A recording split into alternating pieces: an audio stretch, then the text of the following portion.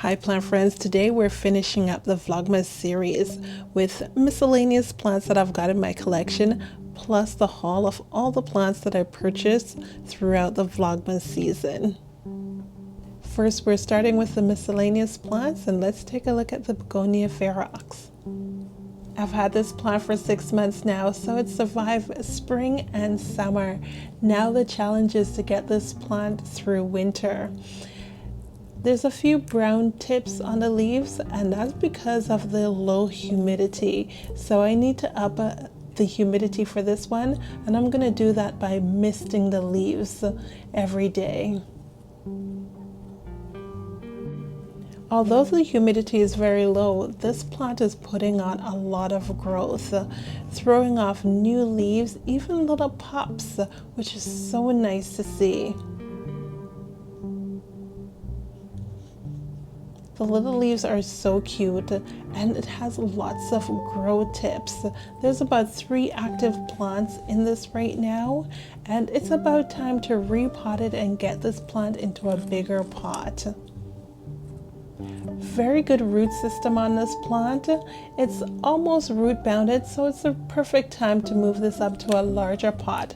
I want it in a bigger pot where the soil could hold on to a little bit more moisture, especially since this plant likes to stay moist. It does not like to dry out for too long.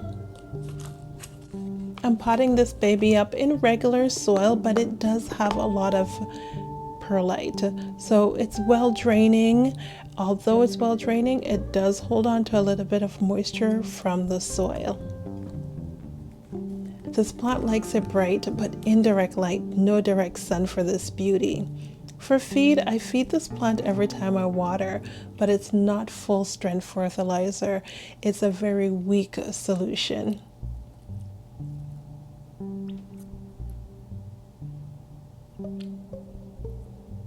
And for temperature, I find that this is a warm growing plant. I try to keep this one in the IKEA greenhouse where I can manage the temperature, and it stays fairly warm in a greenhouse since the grow light's running for about 10 hours each day.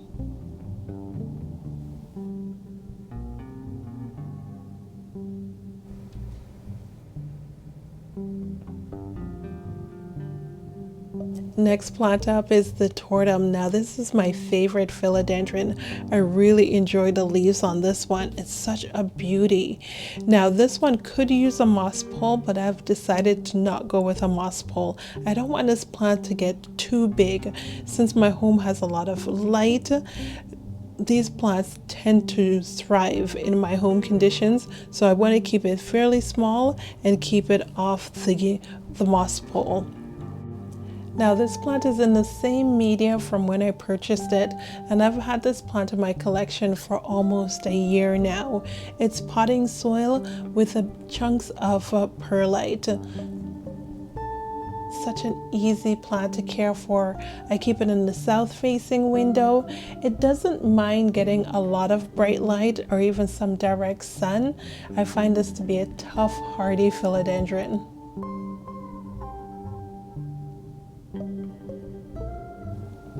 Next up is the Manjula, and this plant is so low maintenance. I really enjoy it, especially the variegation on the leaves. The green on green variegation with the white striping really pulls me in. This plant was a single vine when I purchased it, and I want a nice bushy pot. So I've chopped it up and planted each individual nodes in the pot, and they're pushing out and thriving. Such an easy plant to propagate as well. I've got the plant potted up in soil, but it does have a lot of perlite, well draining. I definitely don't want to overwater this plant. I also keep it in a very bright spot. It's in the south facing window. It is getting about 4 hours of direct sun each day, and I find the more sun this plant gets, the more prominent the variegation is. Since I'm very careful with this one, trying not to overwater it, I wait until the soil is completely dry before watering, and that watering always has a little bit of fertilizer.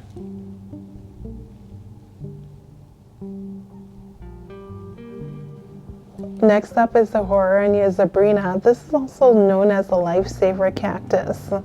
Very low maintenance plant. I don't have to water this one often, and it grows very vigorously. It's grown so much I've had to propagate this beauty. There's a lot of plants tucked into this pot, and the bloom is fantastic. I'll insert a picture for you. Such an interesting plant. Now I find that mine does not smell.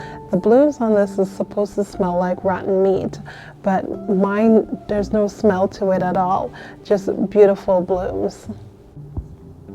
This plant is also growing in a south-facing window, and it does get some direct sun in the morning, but I find that this one likes it bright, and when it's in a bright spot with no direct sun, I find that's when the variegation really pops on this plant. So this one prefers a little bit of shade. I water this one when it's completely dry, which is about every 2 weeks. Next up, we've got the variegated watermelon peperomia. Now this one, the variegation is quite low. At one point I was very worried about the variegation. It was giving these slightly muddled leaves. I'm very tempted to chop this plant back. When I purchased it, it did have a nice half moon variegated leaf. And there is a new leaf that's coming in that it is very promising with the variegation. So we'll see how this plant does by spring. If by spring it's not giving more variegated leaves, this one is getting a big chop.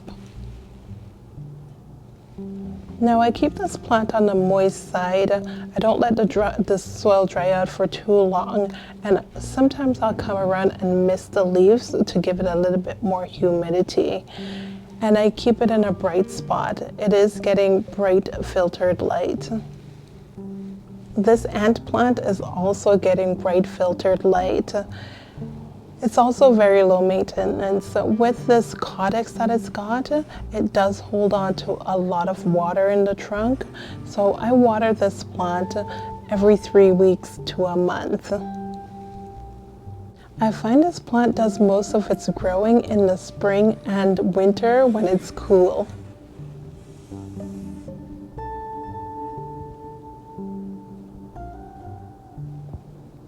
Next, we've got a few air plants, and the air plants are very easy to care for. They don't require a lot of water. They actually pull moisture from the air. Now, my home is very low on the humidity side, so once a week I do give them a good soaking. I let them soak for about 10 minutes, and the water is fertilized. I do put a little bit of fertilizer in the water, and a lot of people use distilled water, but I use tap water, and I find that these plants are doing fine. One of the things that this plant does, it gives off pups. It's wonderful. After it blooms, that's when it throws off a little pup.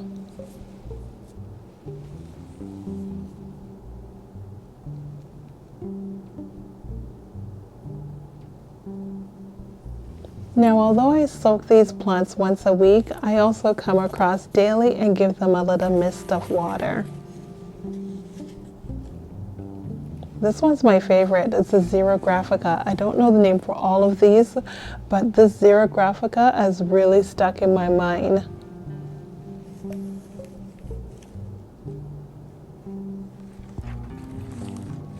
And this is what I do every week. I put it in a bowl with a little bit of fertilized water and have it sit for about 10 minutes. Now, once it's done soaking, you want to make sure that you empty any water from the center crown, because that could cause crown rot. And I leave it upside down on the table until the leaves are fully dry. Next up is the variegated whalefin Sansevieria. I love the variegation on this plant. The yellow is very striking.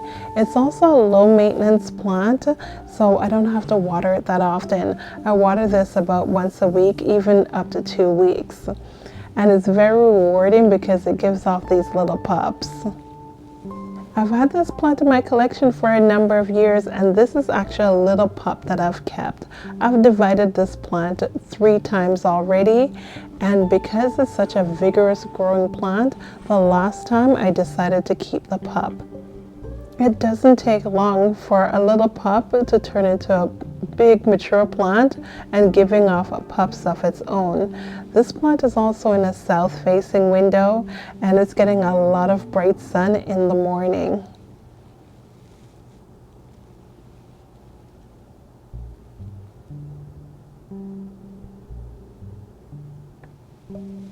I really love this bamboo palm. It's such a statement piece. It's a large plant and a large planter. And I brought this home from the office in the panorama when they didn't want to leave the plants at the office to die. I volunteered to bring a plant home and take care of it. I wish I could take more home with me. The plants were absolutely stunning, and other co-workers volunteered to care for plants. We haven't gone back to the office yet, so the plants are still at home with us, which I don't think we're going back to the office anytime soon. Now this bamboo palm, it was a challenge getting it into the house, but I am so happy to enjoy this plant. It's low maintenance, it's a warm grower, and it does like it bright. Already potted up in a self-watering pot. All I've got to do is make sure that the reservoir is filled every month and the plant takes care of the rest. Another statement plant in my collection is the Plumeria, and I've had this for a number of years. In the summer, I keep it on the balcony where it's getting direct sun. It needs a lot of direct sun to flower. About 14 hours of direct sun each day is best for this plant. In the winter, it gets about 5 to 6 hours of direct sun, so it goes dormant. My home is also fairly cool in the winter. This plant likes it hot and bright to have big fluffy leaves as well as the flowers. In the summer when it's nice and hot, this plant drinks a lot of water. So I've got it in a pot with no drainage holes. In the summer, it takes about a day for this plant to dry out, and then I give it a nice soak of water, and it really enjoys that. So I don't worry about overwatering this plant. I make sure I hold back in the winter though. A nice bonus with this plant is every time it blooms, it branches, but I've also cut back branches and it's flushed out with even more branches for me. So a very rewarding plant, and the cuttings you can always propagate. It's so easy, just stick it in soil.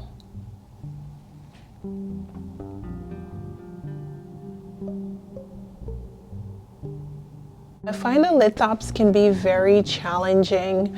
I find the trick with this one is not to water it. I water this plant about every 6 months, but I wait until the leaves are really shriveled before watering. You can see right now some of the leaves are plump, but a few of them have shriveled. And from what I understand, when they're splitting and there's new leaves coming in the center, don't water. So I see a lot of splitting and a lot of new leaves emerging. So I'm holding back on watering on this, and I'm waiting for all the old leaves to really shrivel and fall off before I give it any water. So it could be until summer before I water this. The leaves look nice and plump. Another thing about the Lithops is that they go dormant in the summer heat, and I believe in the winter they also go dormant. So you only need to water them once every 6 months, and that keeps them happy. Plant friends, let's get into the haul. These are the plants that I've picked up over the Vlogmas season.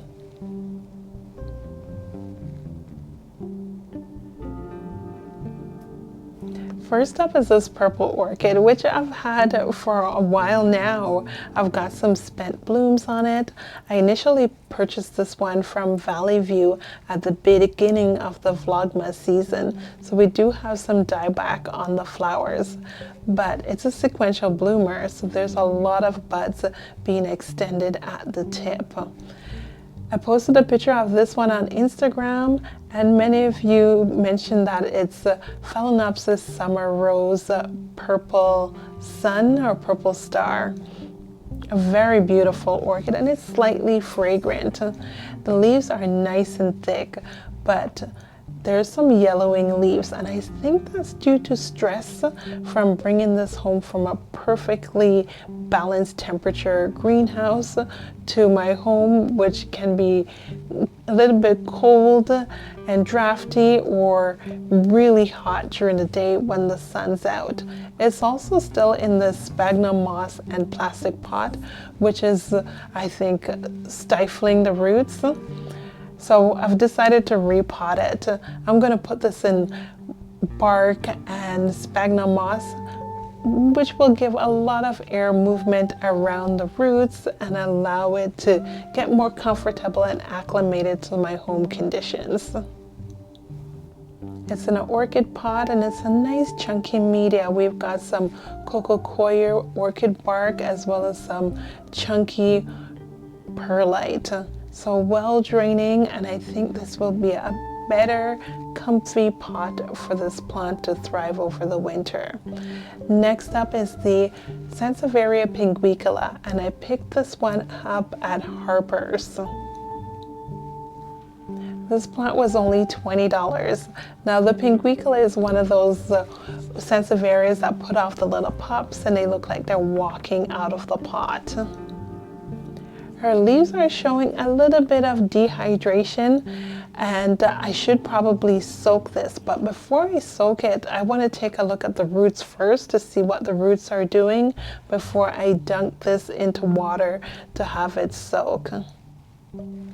It looks like it's potted up into peat moss, so retentive media, but let's see the roots. And the roots are looking very good. So actually I don't need to soak it. I just need to wait for it to dry it a little bit longer and then give it a good drink of water. And it should plump back up in about a month or so. At the Crystal Star pop-up, I picked up the monkey tail, and this one was $18. They did have a few sizes, some smaller, some larger. This one's a fairly fast-growing plant, so I decided to go with the medium size. So from what I was told when I was purchasing this one, is to water sparingly in the winter, but in the summer when it's actively growing, then I can increase the water. On our Vlogmas tour, we also stopped at Wood Hill Nursery, and there is where I picked up this rat tail cactus. It was nicely priced at only $6, and it's a plant that I don't see a lot while out plant shopping.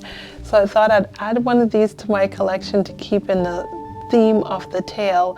This one is a burr's tail, and this one was purchased at Jade Greenhouse. It was their final day of the season. They'll be up and running back in the spring again, but they had a sale 50% off. So this little 2.5 inch pot, maybe it's a 1.5 inch pot, was priced at only $2.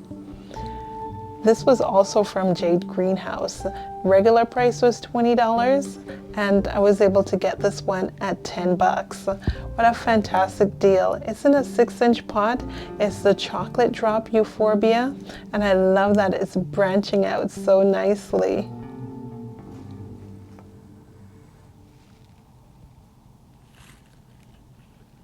The soil is fairly moist on this one. There's a bit of perlite in there, so it's well draining. And this one I don't need to water for a while. It's also winter, so I'm going to hold off on watering this one too much right now. When spring hits, that's when I'll give it a good soaking. And plant friends, I added one more air plant to my collection. I can't resist these little beauties. And this one I picked up at Tropical Expressions.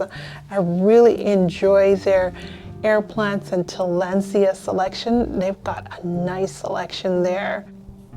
Now I can't remember how much I paid for this plant. I think it was probably $10 or less.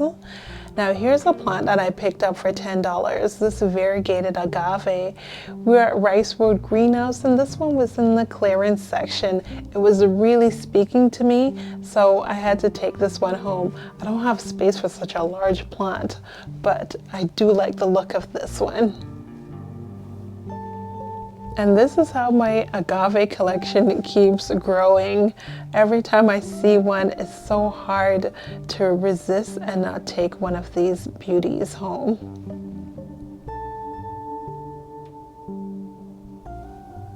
Plant friends, that's a wrap for the Vlogmas season. Wow, looking back at the 2024 season, I just want to thank every one of you for watching the videos, especially the daily videos this month, and supporting the channel all throughout the year.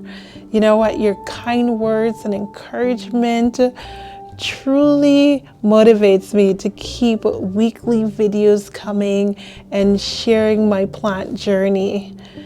Wow. There's a fantastic new year ahead, filled with beautiful plants and more plant moments to share.